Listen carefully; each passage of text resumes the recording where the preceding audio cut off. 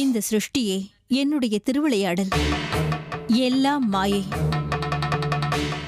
ஆனா இது என்னுடைய விளையாட்டா இருந்தாலும் நானும் ஒரு பெண். பரமேஸ்வரன் மீது ஆசைப்பட்டு திருமணம் செய்து கொண்டவள். சுமங்கலியுடைய சக்தி எல்லாம் அவளுடைய திருமாங்கல்யத்துல தான் இருக்கு. என்னுடைய பிள்ளைகளே என்னுடைய திருமாங்கல்யத்தை திருடிட்டாங்க. பிள்ளைகள் மீது இருக்கிற தாய்ப்பாசம் என்னுடைய திருமாங்கல்யத்தையே இழக்க வச்சிருச்சு. பிள்ளைங்க மேல உள்ள பாசத்துல கட்டுப்பட்டது மிகப்பெரிய தப்பாயிடுச்சு. இருக்கட்டும், எத்தனையோ தாய்மார்களுக்கு பிள்ளைகளால ஏற்படுற வேதனைகள் எல்லாமே இப்படித்தானே இருக்கும். அந்த வேதனையான அனுபவம் எனக்கு இப்பதான் கிடைச்சிருக்கு. ஆனா நாளைக்கு அந்தி சாயிர நேரத்துல எனக்கு மாங்கல்ய தாரணம் நடந்தாகணும். சுமங்கலி பூஜை நடந்தே தீரணும். அதுக்கு உன்னுடைய உதவி வேணும். என்ன செய்யணும்னு சொல்லுமா. இது நான் செய்ய போற உதவி இல்ல, என் கடமையா நினைச்சு செய்வேன்.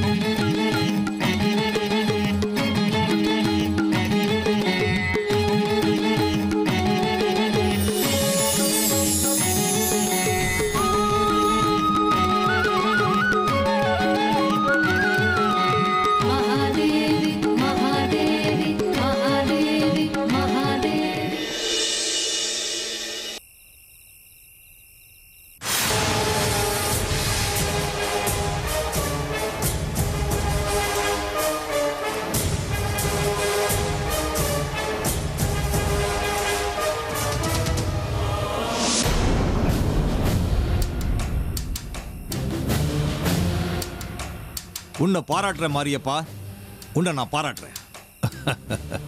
எப்பவுமே பொண்ணு பின்னாடி சுத்திக்கிட்டு இருக்க நீ இன்னைக்கு நாங்க சொன்ன வார்த்தைக்காக ரொம்ப கவனமா இந்த புத்த காவல் காத்திருக்க. சபாஸ். என்ன கட்டுக்கி, நீ பண்றதே மாயாஜாலம். அதை சுத்தி தான் நெருப்பு வேலி போட்டு வச்சிருக்கல. உன்னை தவிர அதை தாண்டி யாராலையும் போக முடியாது. அதுக்கப்புறம் எதுக்காக என்ன இங்க காவலுக்கு வச்சிருக்க? அபச குணத்துக்கு 100 வழி மாரியப்பா. எந்த காரணத்தை கொண்டும் இது நம்ம கையை விட்டு போக கூடாது. நமக்கு மீறின சக்திகள் நம்ம கண்ணுல மண்ணள்ளி தூவிட்டு நமக்கு பிரச்சனையை கொடுத்துட்டா அதுக்கப்புறம் நாம வெறும் கையை தான் வீசிட்டு போவோம். அதுக்காக தான் இந்த எச்சரிக்கை, இந்த காவல். உன்னோட வேலையில நீ கவனமா இரு போதும். கடிக்கி, நாளைக்கு நடக்க போற பூஜையை பத்தி பேசு. நாளைக்கு சூரியன் அஸ்தமனமானதுக்கு அப்புறம் நானும் பைரவனும் குளக்கரையில உட்கார்ந்து பூஜையை பண்ண ஆரம்பிச்சிடுவோம்.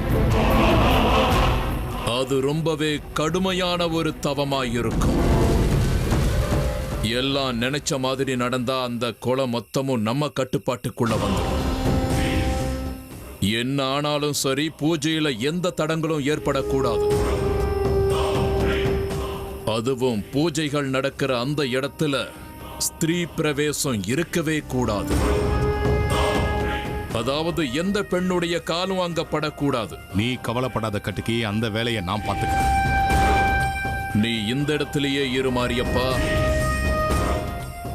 நாளைக்கு சாயந்தரம் அஸ்தமனமாகிற நேரத்துல சுமங்கலி பூஜை நடக்கும். அது வரைக்கும் திரிபுர சுந்தரியுடைய இந்த திருமாங்கல்யம் இந்த புத்த விட்டு அவ கழுத்துக்கு போகக்கூடாது.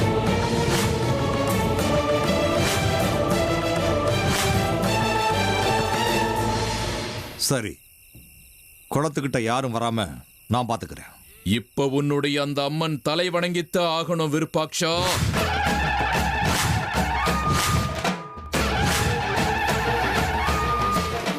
ரெண்டு பக்கமும் ஒரே நேரத்துல தாக்குனா உன்னோட அந்த அம்மனால நிச்சயமா சமாளிக்க முடியாது.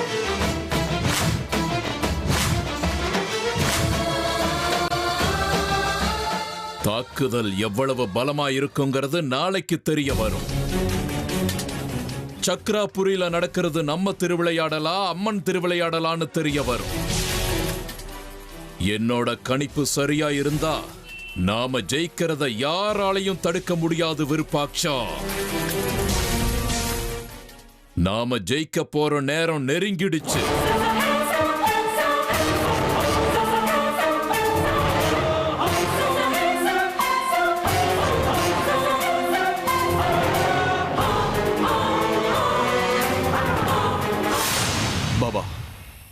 எனக்கு என்னமோ இதெல்லாம் சரியா வருமானு தோணல. எதை சொல்ற ருத்ரா? பாபா, நாம எதுக்காக இங்க வந்திருக்கோம்? நாகராணியை தேடி அவளை அழிக்கிறதுக்காக தானே வந்திருக்கோம். ஆனா நீங்க வேற ஏதோ பண்ணிட்டு இருக்கீங்க. அந்த கடிக்கு உங்க சக்தியெல்லாம் தனக்கு சாதகமா பயன்படுத்திட்டு இருக்கா. நாம உங்களுக்கு உதவி செஞ்சுதான் ஆகணுமா? ருத்ரா, அந்த கட்டுக்கு சாதாரணமானவன் கிடையாது. அகோர சக்திகளை எல்லாம் வசப்படுத்தி வச்சிருக்கான். என்னை விட சக்தி வாய்ந்தவன் கிடையாது. ஆனா ஏன் அளவுக்கு சக்தி வாய்ந்தவன். நாம இந்த சக்கராபுரிக்குள்ள காலை வச்ச உடனே என்னுடைய சக்தி சித்தி எல்லாத்தையும் கண்டுபிடிச்சவன் அவன். என்ன மாதிரியே தான் அவன். அவனுக்கு உங்களை மாதிரி சக்திகள் இருக்கலாம் பாபா. ஆனா அவனுக்கு எதுக்காக நம்ம உதவி செய்யணும்? அதனால நமக்கு என்ன பிரயோஜனம்? நாம இங்க வந்திருக்கிறது நாகராணிக்காக. நமக்கு பிரயோஜனம் இருக்கு ருத்ரா. இது மந்திர தந்திரங்கள் சம்பந்தப்பட்ட விஷயம். உனக்கு புரியாது. அதுவும் இல்லாம இந்த மொத்த சக்கராபுரியிலையும் அவனோட மாயாஜால சக்தி தான் அதிகமா இருக்கு. அவனோட உதவி இல்லாம நாம இந்த சக்கராபுரியில எதையும் பண்ண முடியாது ருத்ரா. அது சரி பாபா. ஆனா நாகராணிய நான் மறந்துட்டேன்னு நினைச்சியா ருத்ரா? யாருக்கோ உதவி செய்யறதுக்காக நான் வந்த வேலையை மறக்கிற அளவுக்கு நான் முட்டாள் இல்ல. அந்த நாகராணி நிச்சயமா நம்ம கையில சிக்குவா. அவ இந்த சக்கராபுரிக்கு வந்தே தீரணும். வந்து இந்த அம்மனுக்கு அவ உதவி செய்யணும். அந்த அம்மனை இந்த பிரச்சனையில இருந்து விடுவிக்கிறதுக்காக நிச்சயமா உதவி செஞ்சே தீருவா. அது எப்படி நீங்க இவ்வளவு உறுதியா சொல்றீங்க பாபா? ருத்ரா, சக்கராபுரிக்கு யாரும் காரணம் இல்லாம வரமாட்டாங்க. இது ஒண்ணு சாதாரணமான இடம் கிடையாது. ரொம்பவும் பிரபலமான சக்தி பீடம். நாகராணிக்கு அந்த அம்மனோட அருள் கிடைச்சிருக்கணும். அதனாலதான் அந்த நாகராணி கண்டிப்பா இங்க வருவான்னு என்னால சொல்ல முடியுது. அந்த நாகராணி வருவா. வந்து இந்த அம்மனுக்கு உதவி செய்வா. கோவில் படியாவ தாண்டி தாகணும். தாண்டின அடுத்த நிமிஷம் அவ நம்ம கையில மாட்டிப்பா. ருத்ரா, ஒரு விஷயத்தை நீ சொல்லு. உனக்கு ஏன் மேல, என்னுடைய மந்திர சக்திகள் மேல சந்தேகம் இருக்கா? இல்ல பாபா, சந்தேகம் ஒண்ணும் இல்ல. இவ்வளவு தூரம் வந்து நம்ம நேரத்தை நம்ம வீணாக்குறோமோன்னு தோணுது. உங்க சக்திகளை அவங்க வீணாக்குறாங்களோன்னு தோணுது. அதனாலதான் அப்படி பேசினேன். கவலைப்படாத ருத்ரா, நாகமணி நம் வசப்பட்டே தீரணும். அவங்க ஸ்ரீ சக்கரத்தை அடையறதுக்கு நாம உதவி செஞ்சோம்னா பதிலுக்கு அவங்க நாம நாகமணி அடையறதுக்கு உதவி செய்வாங்க. இந்த சக்கராபுரியோட எல்லையை தாண்டி போறதுக்கு முன்னாடி அந்த நாகராணி நம்ம கையில மாட்டியே தீருவா. இது இந்த பைரவனோட வாக்கு.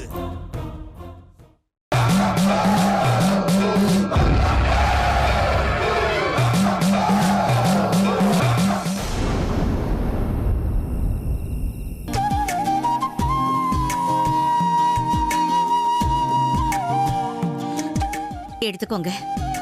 ஏழைங்க விடு. கவனிப்புல ஏதாவது குறை இருந்தா தப்பா நினைச்சுக்காதீங்க. சேச்சே, என்ன நீங்க? ஏழ்மைங்கிறது பணத்துல தாங்க, மனசுல கிடையாது.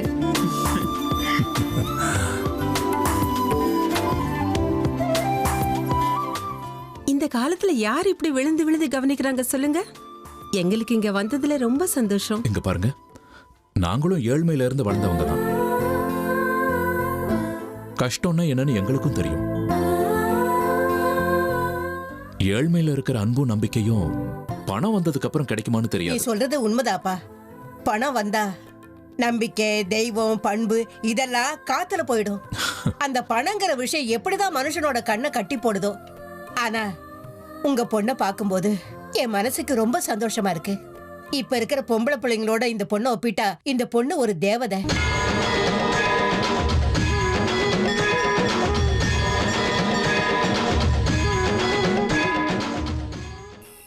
கேட்டிங்களா? நீங்க ஏன் கண்ணுக்கு மட்டும் இல்ல, எல்லாரு கண்ணுக்கும் தேவதையா தான் தெரியுறீங்க. இப்பவாது புரிஞ்சுதா நான் சொன்னதெல்லாம் உண்மைன்னு? சொல்லுங்க, நீங்க ஓன்னு சொன்னா உடனே கல்யாணம் பண்ணி.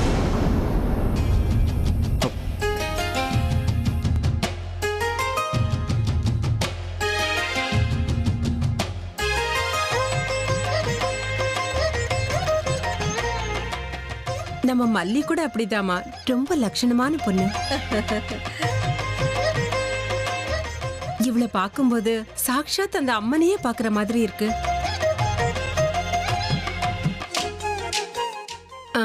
கல்யாணத்தை பத்தி ஏதாவது யோசிச்சிருக்கீங்களா?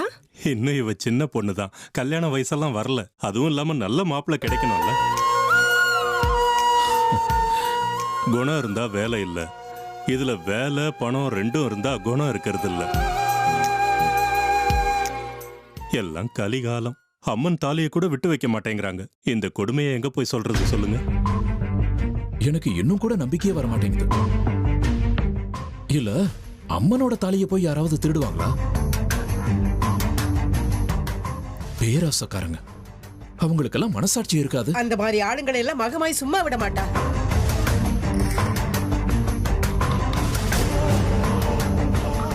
லலிதா சகசர நாமத்தை படிச்சு எத்தனையோ பொம்பளைங்க அவங்க கழுத்துல இருக்க தாலிய காப்பாத்திட்டு இருக்காங்க.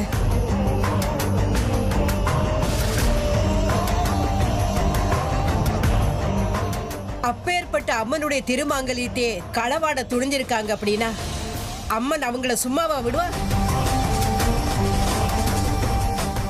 அந்த சாபம் அவங்கள சும்மா விடாது. ஆனா நாளைக்கு பூஜை எப்படி அத்தை நடக்கும்? திருமாங்கல்யம் கிடைக்கலையே. சக்கராபுரிக்கு கேடு காலம் வந்துருச்சு போல இருக்கு. யார் என்ன பண்ண முடியும்? அம்மனோட கழுத்துல அந்த போலி தாலியை பார்க்கும்போது மனசுக்கு கஷ்டமா இருக்கு. ஆனா நாளைக்கு சாயங்காலம் அம்மனுக்கு பூஜை நடந்தே ஆகணும். அப்படி இல்லைன்னா அம்மனுக்கு சக்தி கிடைக்காது. அங்கிள், கோவில இருக்கிற சாமிக்கு நகை போடுறது நம்ம சந்தோஷத்துக்காக, அலங்காரம் பண்ணி நம்ம பக்தியை வெளிப்படுத்துறோம். ஆனா நீங்க வேற என்னென்னமோ சொல்றீங்களே. இந்த சக்கராபுரி திரிபுர சுந்தரி அம்மன் கோவில் சாதாரணமானது இல்ல. இது அம்மனோட சக்தி பீடம்.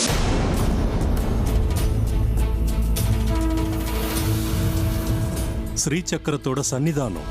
21 வருஷத்துக்கு ஒரு தடவை பூமிக்கு அடியில் இருக்கிற ஸ்ரீ சக்கரம் தானா வெளியே வரும். இந்த வருஷம் வரப்போகுது. ஸ்ரீ சக்கரங்கிறது சிவன் சக்தியினுடைய பரிபூர்ண அருள் கொண்டது.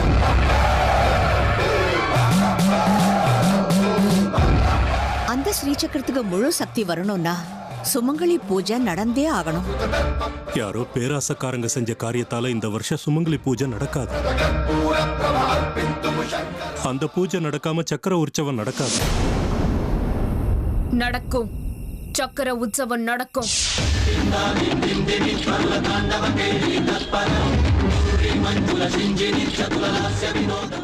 என்ன அமிர்தா, நீ என்ன சொல்ற? ஆமா, அம்மனோட கழுத்துக்கு நாளைக்கு திருமாங்கல்யம் வந்து சேரும்.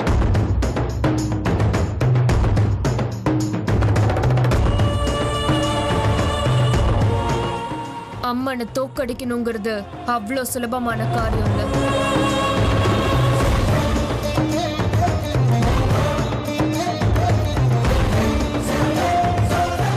பூஜை நிச்சயமா நடக்கும்.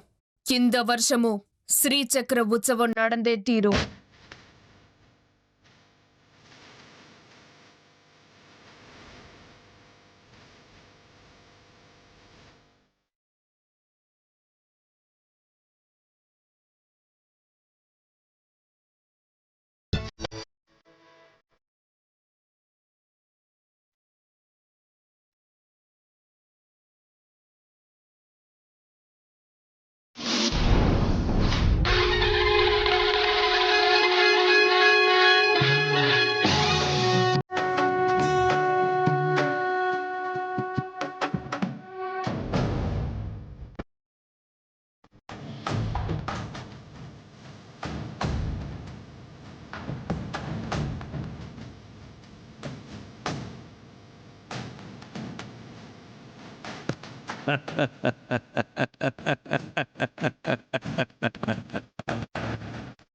என்ன பார்க்கும்போது உனக்கு இப்ப ரொம்ப பெருமையா இருக்குமே. ஒரு அம்மாவுக்கு எப்பவுமே தான் பிள்ளைகளை நினைச்ச பெருமை இருக்கத்தானே செய்யும். இருந்தாலும் என்ன எப்படியெல்லாம் ஆட்டி வச்ச தாயே நீ. பிள்ளைகளுடைய இஷ்டங்களையும் கஷ்டங்களையும் தெரிஞ்சு பக்குவமா நடந்துக்கிறவ தான் தாய். அதை விட்டுட்டு எனக்கு எது பிடிக்கும்னு தெரிஞ்ச அதை நீ ஒளிச்சு வச்சுக்கிட்டு எனக்கு ஆட்டம் காட்டிட்டிய. இது உனக்கே நியாயமா தெரியுதா? தப்பு இல்லையா தாயே? பரவாயில்ல, இப்ப உன்னுடைய உதவி எனக்கு தேவையில்லை. என்னோட லட்சியம் என் கண்ணு முன்னாடியே இருக்கு. உன்னுடைய சக்தி குறைஞ்சுக்கிட்டே போகுது, என்னுடைய சக்திகள் அதிகமாகிக்கிட்டே இருக்கு. இன்னும் சில மணி நேரங்கள் மட்டும்தான் தாயே. என்னுடைய சக்தி என்னங்கிறத நான் உனக்கு காட்டுறேன். இன்னைக்கு சாயங்காலம் என்னுடைய ஆட்டம் ஆரம்பம். உன் கண்ணு முன்னாடியே அந்த ஸ்ரீ சக்கரம் என்னோட கைக்கு வரப்போகுது.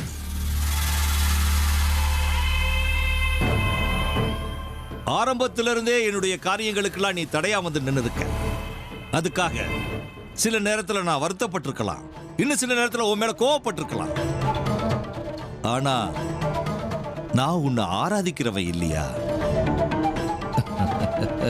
சதா சர்வ காலமும் உன்னையே நான் பூஜை பண்றவன். இப்ப கூட அப்படித்தான். நீதான் தாயை என்னை காப்பாத்தணும். நான் உன்னை தோக்கடிக்கணும். உன்னுடைய சுமங்கலி பூஜை முழுமையா நடக்க கூடாது. அந்த ஸ்ரீ சக்கரம் என் கைக்கு வரணும். அதுக்கு உன்னுடைய ஆசீர்வாதம் வேணும் தாயே. உன்னுடைய பரம பக்தனுக்கு அருள் புரியணும் தாயே.